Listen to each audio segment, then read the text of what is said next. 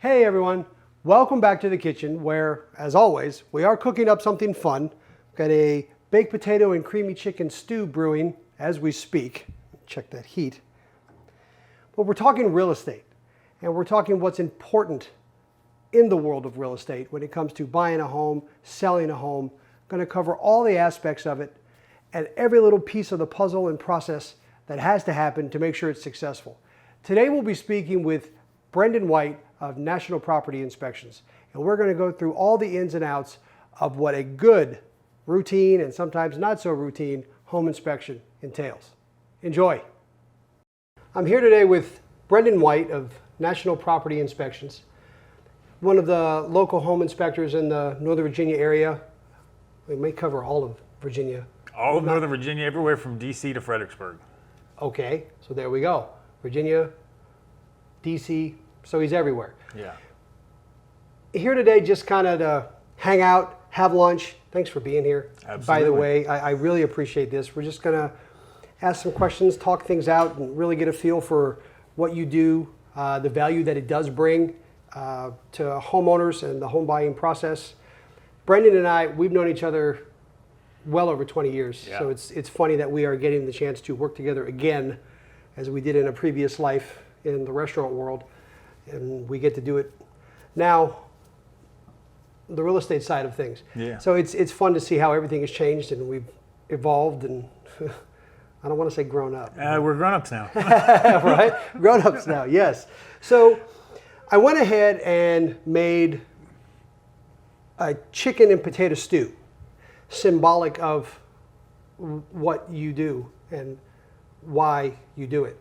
There's a lot that goes into home inspection and home buying and evaluating not just the house itself, but the land and the property that you're going to be in. And it's a timely process. It's likely the biggest investment you'll ever make in your life, and you want to be sure that you're making it the right decision. And having someone there not only to find what's wrong with your house or what's wrong with the yard, but to also be able to coach you through how to be a better homeowner, how to know how to maintain your house's systems, how to look for things yourself once you've been there for a year or two that are going to help maintain your property better, and when you do eventually want to sell it, get you the most money that you can when you go to sell. Right. Yeah, it's funny how you just made a good point about knowing what to look at and what to look for and when. And I'm still learning. The house we live in, we've been here for a little over 6 years now, and you kind of start to hit the benchmarks of, yeah. All right, now it's probably time to go and get the sump pump checked, Yeah. Termite inspection time, that sort of thing.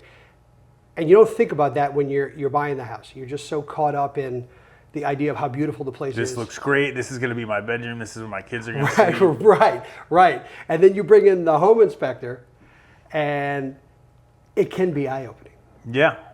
Very much. Almost in a scary way. But yeah, so that's the kind of stuff I wanted to talk about. And a great example is how and why you got into this world. How did you get into the world of being in home inspection, and what drove you there? Much like you, my wife transitioned from the restaurant business, as you know, to being a realtor, and she knows that I have always been big in fixing things around our house, just being good with my hands. And one day she was leaving for a home inspection. She said, "I'm about to go pay some guy to look at a house for 3 hours. Why don't you do that job?" And I was like, you know what? You're right. That's a great idea. Why don't I do that job? Right. So I enrolled in classes. It's a pretty extensive process to get certified to be a home inspector. I had to take hours and hours of classes, and then once you're done with that, you have to follow a licensed inspector for, I think it's 25 inspections. I did a lot more, I believe. And then you have to pass your national exam, and you have to get certified with the state. Then there's other like ancillary licensures you need. Like you have to have a separate license to do radon testing. You have to have a separate license to inspect new homes, and constantly have to be doing continuing education to maintain those licenses. There's a lot of stuff in a house. You gotta know a lot of things to be able to effectively know your way through every home that you get into because they're all different. And as many, especially in Northern Virginia, we have houses that are in 1 to 5 years old, have different set of problems than houses that are 60, 70, 80 years old. Right. And you have to be able to recognize all of these things. Yeah. Do you have to be licensed for each? Obviously in Virginia, are you licensed to be licensed in DC? Is that a whole separate? DC So if I was to go get licensed in Maryland or DC, I have to take a whole separate exam, a whole separate schooling. I can do inspections in DC. I don't like to because it's far away and it's a pain to get in and out of DC. Right. DC doesn't require you to have a license. So as long as you say you've done the training, you can go to DC and do inspections. But every other state requires you to have state licensure. Oh yeah. Okay. Yeah. Okay. And I know. I mean, I remember when you were starting. I know it took a while because I was with you when you were doing the I don't know what you want to call it, the practical for the new construction. When Yeah. you were following. The new residential structure Yeah. designation. And that was a whole different ball of wax. Yeah. I mean, because That's buildings that aren't even complete yet. It's during the construction phases. You have to be able to go in and make sure that the builder's doing things properly when they're doing the new construction. yeah. I don't know. That one really stuck out to me because I was really. You guys were looking at things I would have never even thought of. You know, I mean, let's face it, a restaurant guy at heart, I am definitely attracted to the shiny objects. So I walk into the house, I'm like, this place is gorgeous. And then I'm watching you guys go, okay, that needs to be over here, or it's not. There was something that wasn't sealed, and I would have never caught that. Yeah. And I just think it's neat to how you do that. Do you? So walk me through the process. I call you. I'm like, hey, I'm going to need a home inspection. I mean, this is how you and I do it. I don't know how you do it with everybody, but Yeah. I know for my clients, when we need a home inspection done, I'll call you up. Hey, what are the chances you're available on this day at this time? Luckily, Brendan works me in every time, which is great. You go from there. I give you the address, and then what happens? Like, how do you determine? Okay, this is how much time it's going to take. This is how much it's going to cost. We have a network that manages all of our inspections, the inspector support network, and I'll go in and I will enter the address, the buyer's names, their information, and it'll produce a form for them, and it will schedule it for me. It'll put it on my Google Calendar schedule. It will email the buyers because I have their information. It will email you, tell you when it's scheduled at, what needs to be done before the inspection, make sure that all the utilities are on, make sure that the house is going to be accessible, all of that. It'll send all of these emails out for me. And yeah, then everyone will know when we're supposed to be meeting, what time we're supposed to be there. If it's an older house, often I'll suggest that you get a camera scope of the main sewer line, because in older houses, those sometimes have problems, whether it be that they're made of cast iron or that there's trees in the yard and roots can grow down into them. And once a root finds a little hole in a sewer drain pipe, it's nothing but free food, and it just rolls in there. I saw him do that. It was the coolest thing ever. We did it at that house in Reston. Yeah. And I was like, how far is this thing going to go? And he said, what, 100 feet or? 100 feet or until you get to the county main sewer line. It was the coolest thing. Because you're responsible. People don't know that. You're responsible for everything from the county line all the way up to your house. So even though it's not underneath your house, the drain that goes 60 feet out to the street, something happens to it, you're still responsible for it. And those can be expensive repairs. Yeah. Yeah. We're just going to take up this part of the road. Don't mind us. Yeah. So average cost is based on square footage, or sorry, I'm talking. Poor guy's trying to get to eat his lunch. It's rude, you know. It is lunchtime, and hopefully it came out okay. You know, I've done. It's delicious. Thank you. Done it once or twice. Average cost is generally based on square footage. Does age matter? Like if I say to you, hey, this place was built in the late 1800s. Yes, that matters. That will add a little bit to the fee. Yeah. Because you have to look at stuff you wouldn't normally. Yeah, there's a lot more to pay attention to on a 100-year-old house than there is on a 12-year-old house. Right. So something really old it's not significant. It's like, I forget, it's $75, $50, something like that for a house over 100 years old. Mostly it's square footage. A regular single family home like this would probably be around, I think, 600, I believe. Okay. And yeah, I'll do everything. I'll check the outside, the lot, the outside of the house, the roof, gutters, shingles, decks, any outside buildings you got. Foundation cracks? Foundations, yeah. Like you look for them. Yeah, absolutely. That's one Is there of the a trick for that, or you just kind of like, oh, there's something? Well, the trick in that is determining whether or not a little crack in a foundation is something that you need to be worried about, or if it's just a little crack in a foundation. Because concrete cracks, most foundations, new houses anyway, are poured concrete foundations. Concrete dries, it cracks. You just got to make sure it's a crack that's not significant as opposed to a crack that is significant. Right. And that is something that you could and would, I'm assuming, tell the client, you don't have to worry about this. Don't worry about this. This is here, because I've seen you do that before. Yeah. Because I've seen people's reactions. You don't need to worry about that. But on the flip side of that coin, okay, this crack's a problem. And you would say, you would go into that much detail. Yes, absolutely. And if I have any kind of question or concern, because I'm not an expert in every single thing house. I'm an expert in house. Right. I can't tell you how exactly you were talking about the leak in your plumbing vent. I wouldn't be able to tell you what you needed to do to fix that. I'd just tell you, this is wrong, this needs to be fixed. Right. Here's the person that you should contact that needs to fix it. Recommend a licensed plumber to get that.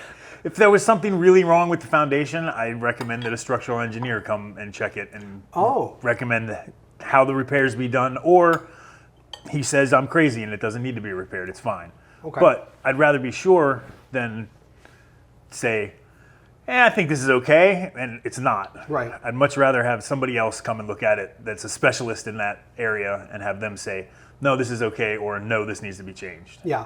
And correct me if I'm wrong, but not just, okay, this is a problem, but there's also certain things that you'll look at and go, okay, per the state guidelines or the national guidelines, this needs, a good example that I'm thinking of, the oven, the tilt.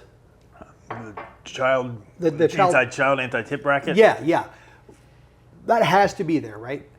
In that you would say, because I know I've seen you point it out as a precaution. Yeah. But is there like a guideline that dictates, okay, that has to be here? Are there things like that? Like this is not in place, it has to be in place. Yeah, there are things like that. I'm not asking you to list them all, but I'm just, it does work that way, right? Yeah, there are things that have to be that way. And there's other things that, I'm telling you, the balusters and the railings on your deck are supposed to be less than 4 inches apart so a child can't get their head stuck in it. Right. But if you don't want to change that, it's your house. You don't have to change it if you don't want to. Right. The anti-tip bracket on the stove, that should be there. But if it doesn't bother you and you don't have kids, you don't have to put it there. Right. It's your house. You can do whatever you want with it.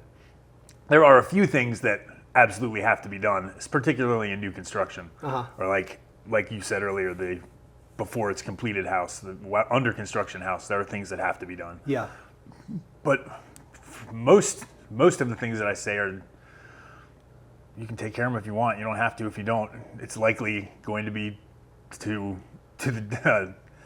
the defamation of the house if you don't take care of them. Yeah. And it will cost you lots more money later if you don't take care of it. Yeah.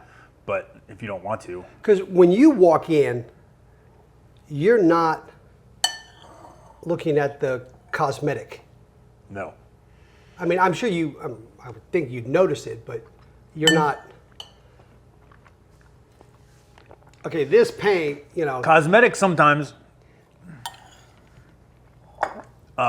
is indicative of an underlying problem. Like, to use the reference of your ceiling, if I saw this patch thing here, I noticed right away, it's patched really well, but I know that there's something happened underneath there. And I'm going to be curious as to why it's like that. I'd like to point out the fact that he is pointing out what's wrong with my own home. I'm just throwing that out there. For those who don't know, this is my house. This is my kitchen. I invite my buddy over to point out the What's wrong with hypothetical your house? problems of my house. Clearly it's been fixed. It was fixed. But if I didn't know you and I was in here with someone that was buying the house, I would say something happened there. I need to know more about what it was. I either need to ask or I need to investigate it myself. This was done on purpose, just so we're clear. There's nothing wrong with my ceiling. That was just an example that we made up. Yeah, it's perfectly fine. But no, actually, jokes aside, I was going to make reference to if you saw something like that, and we keep pointing up, there's a patch in the ceiling that is obviously drywall, and it has not been painted over yet. I have to still paint it over, but we had to have the ceiling fixed.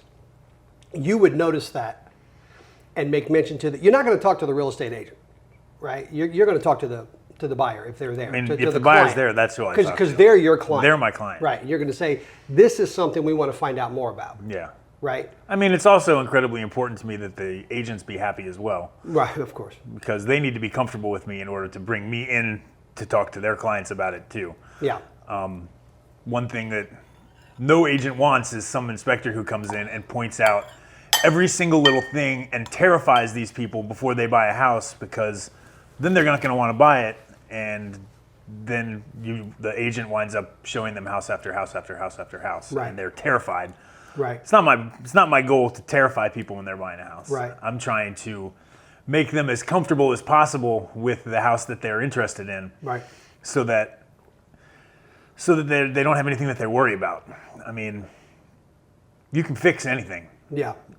It's all a matter of what your threshold for having to deal with time and money on fixing it, but you can fix anything. Yeah. There's nothing really to be scared of.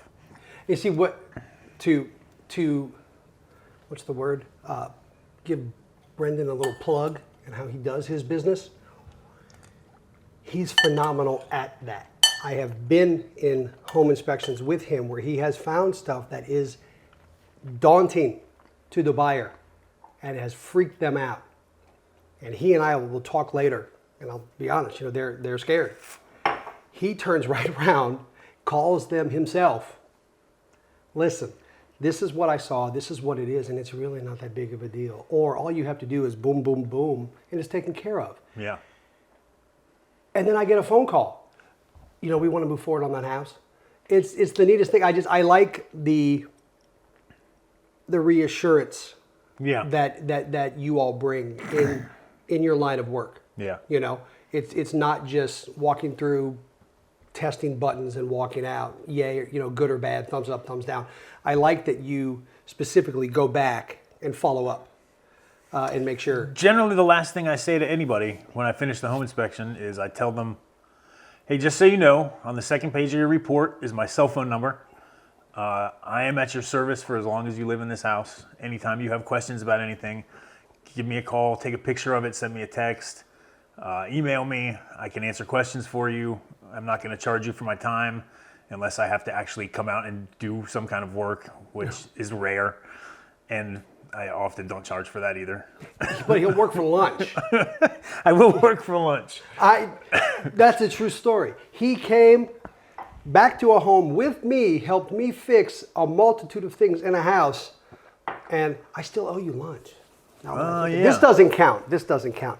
But yeah, he was able to come back because myself and the client will feel much more comfortable with the guy who is licensed to know what is right and wrong. That's right. To come and oversee this. Remember? I remember. You said you would come fix this stuff, and she said, no, I want him there too. I was offering to help, but you did it. Yeah. And we spent a Saturday, and it wasn't that long. It No, was fun, and he did it just to help. I mean, are you enjoying this? I mean, it's very different. I was 29 years in the restaurant business. You're got to be over 30 by now. Yeah. Two very different worlds. You're still dealing with people. Two very different worlds, but they overlap sort of. Like the Venn diagram of what working in the bar and doing home inspecting overlap quite a bit. because you're dealing with people face to face, and I don't know, trying to reassure them, make sure they're comfortable with things, make sure that they feel like what they're doing is a good decision. Yeah. And you got to be able to talk to people. Yeah. In both lines of work. Right. But I mean, the pace is different or can be different. And I mean, it was a little bit of a day-to-day change for me, going from getting into the restaurant and taking off. Yeah. And running all day and then being done, versus here, really, really busy for a while. Yeah, you can speak to that, especially in real estate. It seems to me that it's planning, and then all of a sudden there's 30 things that have to be done in like a 3-day period. Yes. And then you hurry up and wait. Yeah. And then it picks back up again. So I mean, with all of that, I'm enjoying myself. I've been doing real estate now for just shy of 3 years, and I'm loving it. Are you getting as much of a kick out of this as... Yeah, I love my job. It's great. I love that. That's great. It's great. You deserve that.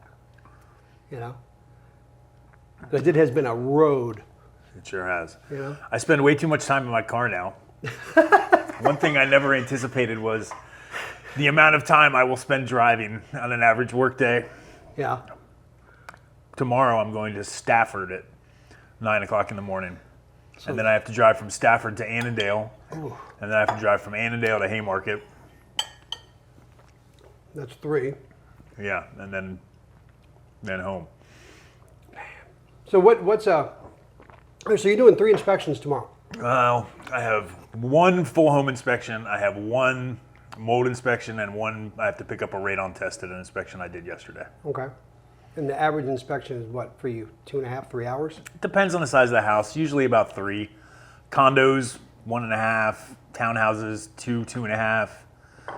Regular size single family homes, 3. Big single family homes can be 4. I think I did a 8,800 square foot house a couple of weeks ago that took me 5. Wow. That was a big place. Yeah. What do you, I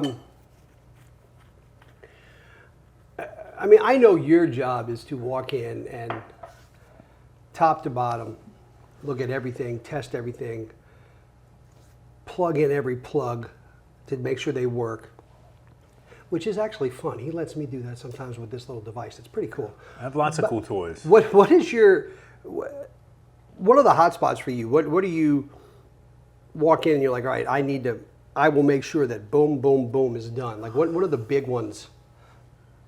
Well, it's weird. You kind of let the house lead you to its sources.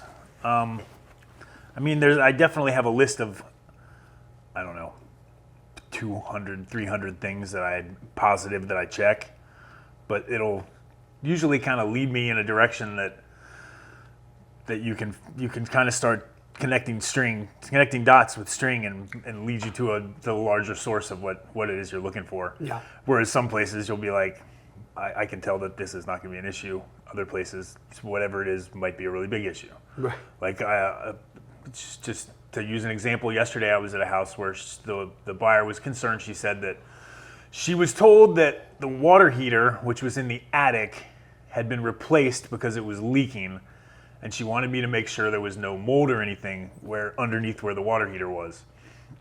And there wasn't, but the electric panel was underneath where the water heater was. And when I got there, the electric panel had rust all over the top of it. And when I opened it up, there was rust all inside the electric panel. All the wires were rusted, the breakers were rusted, the bottom of the panel was rusted. And from there, I had to then track down other electrical problems that were happening in other rooms because the wires, the breakers and stuff that weren't working properly. And it was. And you turned around and told her?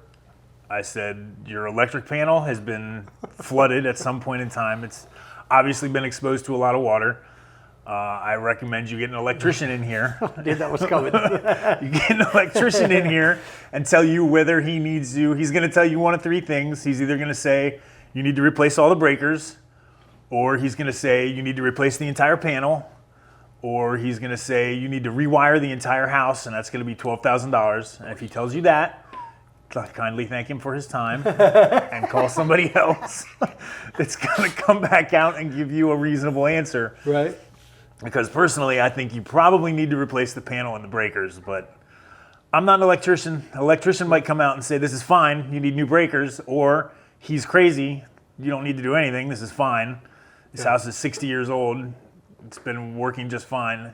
You never know. I'd just rather be err on the side of caution than say something's fine that isn't. You ever walk in and go, okay, yep, this whole house was a DIYer? Yeah, that happens a lot. Yeah, is that a problem? Often, depending on the level of expertise of the DIYer, it can be a problem. One thing that I that was not DIY. No, by the way. that's clear. Whenever I walk into a house and every sink, underneath the sink, the plumbing is this flexible corrugated tubing that you can buy at Lowe's or Home Depot. No self-respecting plumber would ever use that to plumb a sink. It's got ridges in it, it traps debris, it clogs really easily, it'll start to smell, and no plumber would use it. And I know right away that the homeowner has been making repairs to something, especially if you find them in more than one place. You did not hire a plumber for this. This is something you did yourself. And then other things start to pop up. And will you turn around and tell the client, okay, this was obviously not done by a licensed professional, Yeah, absolutely. so we want to get it checked? Yeah. Or are you a sufficient enough check? Often I'm a sufficient enough check, and I'll ask people, like in the example of the plumbing, I'll say, how handy do you feel like you are? Can you replace this drain pipe with straight PVC? Or do you need to call a plumber? And they'll say, I could probably do it myself. Or, oh, I don't fix stuff, I'm calling a plumber. Okay. Right. Or, you know what, I don't care, I'm just gonna leave it like that. Okay, leave it like that, it's your house, do whatever you want. Good luck. Do whatever you want. Or if there's outlets in the kitchen, that all the kitchen outlets should be GFCI protected to keep you safe from mixing water with electricity. And sometimes they either aren't or they don't work. And I'll say, how handy are you? Do you feel like you can change out all these outlets yourself? It's not hard. Turn off the power, do some screws, put some wires in, screw it back in, turn the power back on. It's not that tough. And they'll say, yeah, I can handle that. I can totally handle that. Or I don't mess with electricity. I'm hiring an electrician. And I say, okay, do whatever you want. It's your house. I'm just telling you, this is wrong. It needs to be fixed, or it should be fixed. Everyone wants to know how old their roof is, and I am making an educated guess. I was just going to ask you, is that based on years of looking at roofs, and tell them how old that I think they are, and what kind of condition they're in, and how long it's going to be until they need to be replaced, because replacing a roof is expensive. and the average life of a roof is? Depending on the kind of shingles you have, usually most people have 20 or 30-year composite shingles. The difference is 20 years look like rectangles that are side by side. Uh-huh. That's what you have. 30 years look like overlapping pieces of different shaped asphalt, which are 30-year shingles. Oh. They make more expensive ones that are, there's a bunch of different kinds of roofs. They make more expensive ones that are 40 or 50 years. They're really thick. You can get a metal roof that you see on lots of older houses for some reason. I don't know why more people don't have metal roofs. They last forever. Yeah. I know. If it's a flat roof, you usually have a rubber membrane roof that has drains on it. Those last pretty cool. 20-ish years. But you got to be able to look at them and tell them how much you think, what do you got left in this roof, or it needs to be replaced, or not so much recently, but when there was more inventory and fewer buyers, and you could actually ask people to fix stuff before you bought their house. You could say, this roof is over 20 years old and it's a 20-year shingle, it should be replaced, and they would have to get their roof replaced before they sold it to you. Yeah. Now nobody does that. Right. Because there's no inventory and there's tons of buyers. So, which brings me to another thing. People waiving stuff like, I just want to get an inspection for my information only. I'm not going to tell them to fix anything, because if I do, they won't accept my offer. Yeah. And lots of people then waive home inspections entirely, which is, it is my livelihood, but it's also crazy to me to waive a home inspection before you buy a $300,000, $400,000, $500,000, $1.5 million house. I've been to $1 million houses where people did not have a home inspection. Like, you spent $1 million on something and you had no one come look at it Yeah. and tell you that it's at least okay. Yeah. Like, you can find terrible, giant expenses in a home if you don't have somebody that's trained to do it. Look at it. Yeah. You know. Well, back to one of your previous questions, when you asked me what the craziest thing I've ever seen was, and I couldn't come up with something right off the top of my head. I've only ever told 2 people not to buy a house because of what I found there. Everyone else, even if I kind of think it, if they're excited about it and they seem to have no problem spending money on stuff that I've pointed out that needs to be fixed, who am I to tell you what you should and shouldn't get? Right. Twice I've sold someone, you should not buy this house. This is not a place that you want to live. I know your situation. I know you don't have enough money to spend the same price as the house fixing the house. Oh my God. You don't want to buy this place. Yeah. And usually they've more or less come to that conclusion themselves. They just need to be pushed over the threshold of, if he's going to tell me not to buy it, I'm not going to buy it. Yeah. And that's only happened twice. It had to be bad. Yeah. The first one was, it was an obvious flip that had major structural problems underneath it.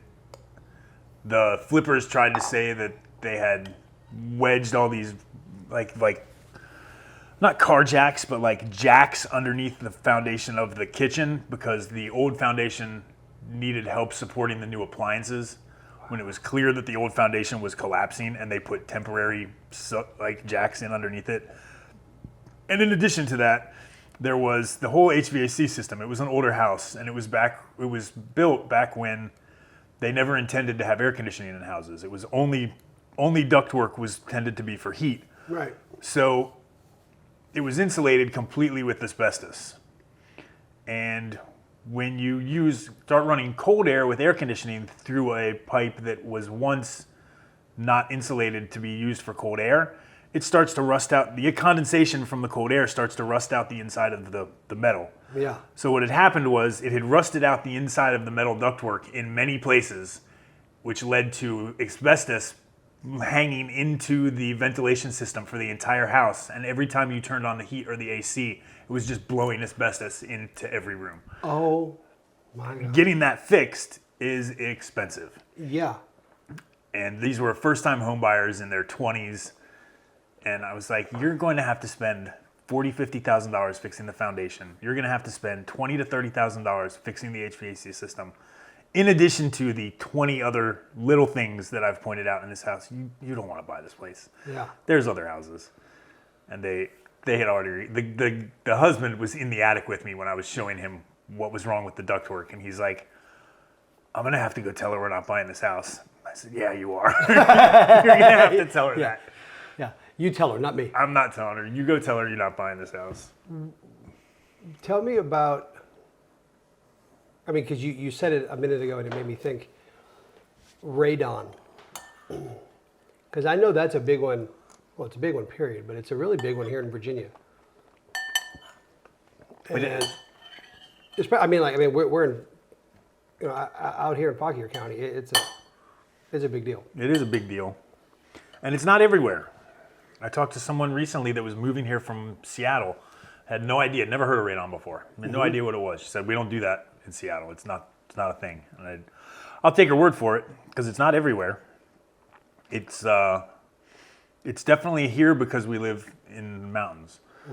Radon is a radioactive gas that is a product of the degrading of uranium-235.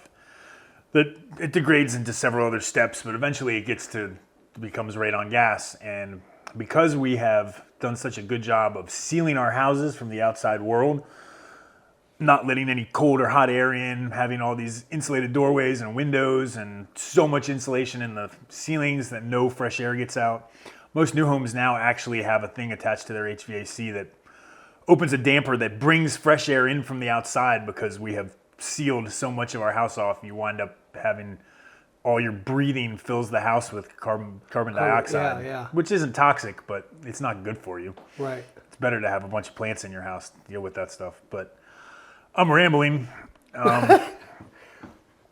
radon. So then, because where the house is sealed, radon, there's a vacuum in your home to draw air into it, and the easiest source is up through the ground, and so it pulls radon up through the ground and into the lower levels of your home, and it's radioactive. So you go to the basement and you breathe, and a little atom of radon goes into your lungs and explodes and emits radiation into the tissue in your lungs, and it can give you cancer. Our bodies are pretty good because everything wants to give you cancer. Breathing gasoline gives you cancer, the sun gives you cancer, everything gives you cancer. But our bodies are pretty good at replacing the cells fast enough so that the damaged ones don't proliferate and turn into cancer. And the EPA has decided that if the level of radon is below 4 picocuries per liter, your body is going to replace your cells fast enough that you'll be fine. If it's over that, then it's called the action level, and you need to do something about it, which is install a mitigation system. And which is the fan that. yeah, you dig a hole in the foundation, you put a pipe down into the hole, seal it off, and put a fan in it so that it draws all the air under the house to that fan, and then blows it up and into the air and out through above the roof level of the house. And if your house doesn't already have one installed, it can be kind of expensive to install. And the alternative is living in a basement that may have radon in it that's giving you cancer. Right. So getting a radon test, it takes 24 hours. You put a monitor in the basement, or 48 hours rather. Come back in 2 days and check it. And then I'll be able to tell if it's over 4, you should do something about it. Or it's 1.2, it's not a big deal, you're going to be fine. And that's separate from your run-of-the-mill traditional home inspection. That's a whole separate test. It's a separate test. It's an add-on to the home inspection. If you get a radon test with a home inspection, it's much less than if you want to wait a year and then just get a radon test. Yeah. Because coming out for that, it costs more than if I'm already going to be there. Yeah. I'd put in a radon test. And it makes sense just to do it while you're already there. Yeah. Yeah. Especially around here. I mean, you can drive down the road and you'll see the mitigation systems, but it's not like it's not every single house. Yeah, it might be this one, but 2 doors over it's not. But then the one right next to that it is. And the thing about that is, so wild. It's weird too because it could be this person got tested for radon and this one didn't, or it could be they both did and this house had really high radon and the one next door didn't.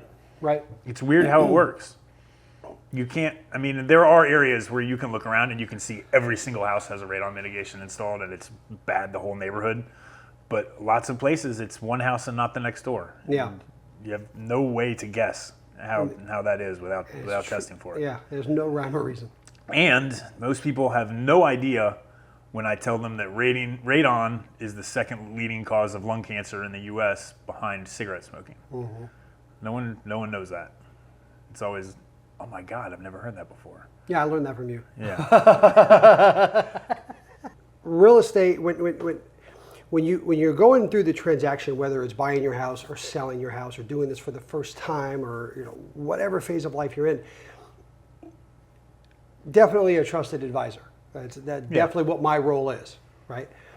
But it's nowhere near the level of attention and depth and knowledge to a home as yours. So I could talk all day about what is and is not important when it comes to the home buying process and what you really should look out for. But I can't scratch the surface of what you do and how you do it. So what is something that you want to make sure that people know about you, about your job, about your company, about all of it? I think whether you use me or somebody else, you should definitely get your house inspected before you buy one. And if you like to, continue to get it inspected every couple of years while you own it, or unless you feel comfortable doing stuff like that yourself. I have contracts with people that I go back every year and take a look at, make sure everything is still fine and make sure they're maintaining things properly. And they're not long inspections, but that you get to check everything out, and they trust you, obviously, or they wouldn't have you continue to come back. Yeah. And it makes them feel better. And occasionally you find something that has gone wrong in the previous year that they need to take care of or needs to be addressed. And And that, you have like all right, every 5 years we want to look at this. Like I have my, hey, it's time for your 5-year checkup type thing. Do you have that? Do you do that? well, I mean, everything in your house, and I tell people this when I'm doing the inspection, I try to give estimates for what the average life of your water heater is, or what the average life of your air conditioner is, how old it is now, and how old you can roughly expect it to last, or whether or not you should get it replaced, or if there's something wrong with it and should be replaced. Your furnace is going to need to be replaced roughly every 20 years. Your AC is going to need to be replaced roughly every 15 years. If your water heater is showing signs of it coming to the end of its life, you want to replace that probably first, because a broken water heater is a nightmare. Oh yeah. And they're not the most expensive things on earth. Been there. Yeah, me too. But like things like an air conditioner, I mean, if it's 17 years old, maybe you just want to keep using it until it stops. Right. Maybe you're somebody that's not going to deal with 3 days of no AC in the summertime, and you want to get it fixed, replaced before it becomes an issue. Maybe that's who you are. Right. Or maybe you want to just let it go and see how long you can ride it. That's people too. You never know, but being able to be advised on that is beneficial. I agree. I actually like the sound of coming back, whether Yeah. it be every year or every couple of years. You know, even being a homeowner, I definitely know that I have to pick people's brains about stuff all the time. Yeah. You know, how much longer do I have for whatever? Before this. Yeah, the sump pump, that's the one that worries me every once in a while. But yeah, no, I like that. It makes sense, and it's important. You know. Mm-hmm. The other thing is I wanted to just reiterate that a lot of my job is just finding things that are faulty or defects. It is that, but a lot of it is coaching you through how to be a good homeowner and making you feel comfortable in your home. Most people, if you haven't owned a home before, or lots of them even if you have, don't know very much about how their house works. They know if something stops, you call somebody and you hope that they come fix it and you give them a bunch of money. When you can prevent a lot of that by just taking care of things yourself. Yeah. And knowing how to do that's invaluable. Mm-hmm. And I'll walk you through how to do as much of it as I can. It's disappointing to me when I go to a home inspection and the buyers aren't going to be there or are just happy with, just send me the report. Yeah. Okay, Yeah. I can do that, but you're going to get way more out of it if you stand around and stand here and let me talk to you. Yeah. I will talk a lot if you give me the opportunity. Yeah, but you see, the neat thing about it is it's not wasted time. Because, like I have said, I think I've been at every inspection with you that you've done. I think so too. And it's never wasted time. And I watch you, you know, yeah, do your job, but I also watch you and listen to you talk things through. You did an inspection for me once while I had the contractor there at the same time doing something else. The next thing I know, the two of them were collaborating over, I want to say it was the hot water heater. And I'm sitting here going, all right, I have a whole day. I don't have time. I love listening to this, but come on, pick it up, guys. I like seeing that you're that into it, you know, and I like that you will take the time. And the follow-up with the phone calls and stuff is invaluable. Yeah. You know, it's amazing that I've heard from clients, oh yeah, I already talked to Brendan, don't worry, he's taking care of it, or he told me what to do, and I'm sitting there for a second going, wait a minute, I thought I was supposed, you did that? You know? Just bypassed them. And I think that's great. Okay, so it's August, hottest month of the year, technically, and we're going into the fall, September, October. I can't wait. Seasons are changing. What do you want to make sure everybody knows? You know, like I said, I know that coming up soon, once I turn on the heat, I got to get my humidity on to make sure that stays balanced. What's coming up? Well, if we should be aware of. if you have a contract with an HVAC company, they should be getting about ready to come out and check your furnace or your heat pump for it being ready for winter.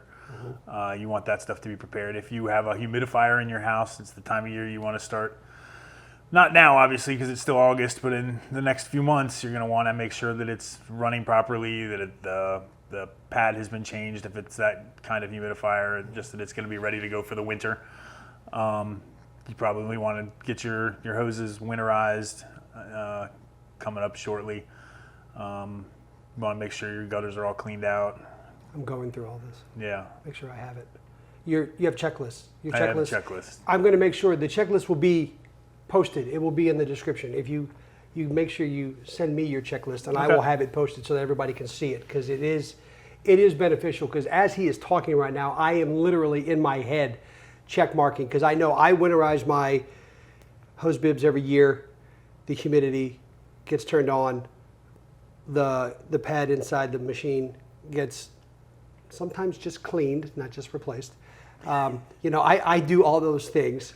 And so as you're saying all this, I'm sitting here like check. I know gotta do that. My HVAC company is going to be coming end of September, I want to say, to check the heat and everything. So as you're saying all this, I'm like going through it in my head. So I will make sure that the checklist that he is talking about is in the description. It will be posted. There'll be a link so you'll be able to see it.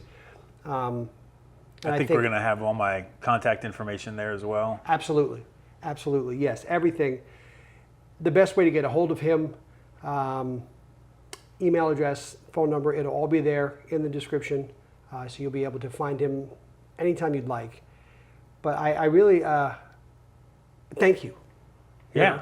I mean, it's not, I'm hanging out with a friend, but thanks for coming. Thanks for doing this. I think this is the type of information that is beneficial for people to hear, and to hear just from you. Yeah. Hear from the expert, hear from a licensed professional. I can't thank you enough. Brendan White with National Property Inspections. Thanks for taking the time. It's been great. Always good to see you. Yes. Please, everybody, if you wouldn't mind, hope you enjoyed everything. Give the video a thumbs up. Make sure to hit that subscribe button. Hit the little bell, turn that on so you have notifications of what's coming up. You will see Brendan again. We are going to be together. Going to maybe go on like a ride along, whatever you want to call it. Kind of follow him, a day in the life of the home inspector, and see exactly, not just see what he's looking at, but how he does it. We'll get out of this kitchen. We'll go in someone else's. It'll be a lot of fun. Thank you for everything. Have a great day. Bye-bye.